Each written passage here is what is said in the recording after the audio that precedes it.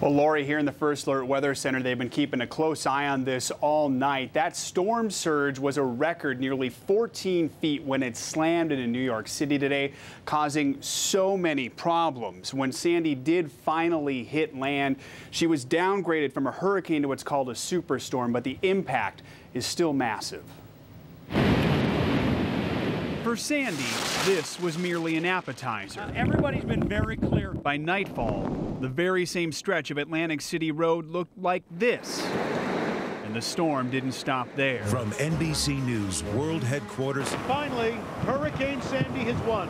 The dune has been destroyed. The ocean is now rushing in. A history-making East Coast storm. From New Jersey 95th Street to New York. It's coming up over the seawall. You can see it here lapping up over. You're all right? The storm surged. No power. And the streets drowned. And look behind me and down the street.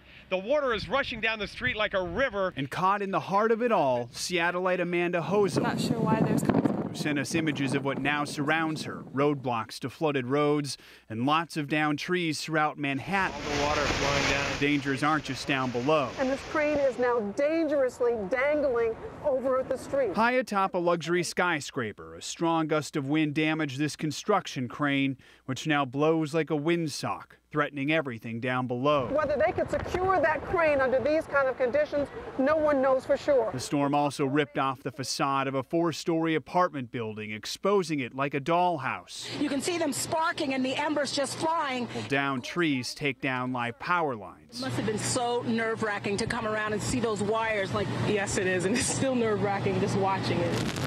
Tonight, even shelters and hospitals are being evacuated as floodwaters continue to rise. Sandy may no longer be called a hurricane. All I can say is I've never witnessed anything like this. But the storm is certainly living up to her reputation.